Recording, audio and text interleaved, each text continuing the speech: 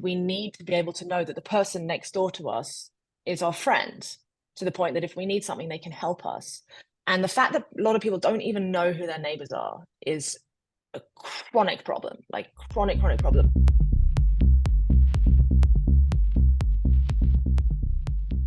Some of the charity work you've done and effective altruism, I'm really interested to get your insight or your help for people watching this who maybe don't have a huge amount of resource or time to contribute. You know, I was speaking to I had another interview earlier today where the sense of community and giving something is such a powerful force for happiness and building community.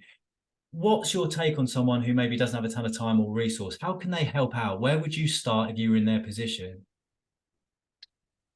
I mean, I think you first of all hit the nail on the head that we need to, one of the parts, one of the main drivers of the malaise as well certainly within the US, I can't speak for other countries, but since moving here, it's even more apparent here than in the UK, is how like physically isolated people are.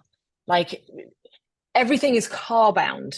So there's not those little organic communities. I mean, there are some communities where people can walk around and there's a little local shop and so on.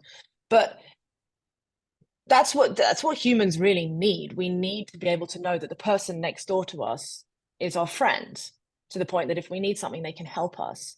And the fact that a lot of people don't even know who their neighbors are is a chronic problem, like chronic problem. So on a really it sounds like a small scale thing, but I think this is a really important thing to do is to make it, you could be like, okay, I am living here. Even if you're only transient for 6 months in the place you're living in, go, you know what, I'm going to try and make this place that I'm in more of a community than it was before. By the time I'm finished living here, there is more of a community where people know each other and like feel like that they aren't just isolated behind a computer and their only way for social interaction is either like their friend on the other side of town or someone through a Zoom call. That is a crucially underrated thing, and doesn't really cost any money and probably minimal time. And then for those who are like interested in the AI issue, I would recommend, and the Moloch issue, I mean, just go and read as much about it as possible. I mean, check out my YouTube channel, which is not to pimp my stuff too much, but you know, that talks about Moloch more deeply. I just did a really cool interview with this guy, Daniel Schmachtenberger, who I think gets it on a level that very few do. So I'd recommend that. I would also recommend, if you're really interested in like understanding like the alignment issue, check out Robert Miles's YouTube channel and Less Wrong, the website lesswrong.com in general. It's a huge repository of like blogs. It's been running for 15 years on the topic of AI safety, but it's so interesting. And it's like, you know, there's some like guidelines of like, oh, this is a category on this, and these are some top posts. I'd recommend getting your teeth into that and just exploring and seeing what resonates. That's a really good resource. Yeah, the community one I think is something that's only really like hit me in the last sort of 6 months. Just like I've been craving, you know, I live here in Texas and I love it. I love Austin, but like I can't walk down the road to buy a coffee. I have to drive somewhere every time. And then you don't really, you know, it's those little casual encounters where you see the same person on the street every day and you like nod your head at them and so on. Those are so important for like health, human well-being. It's what we've evolved to need.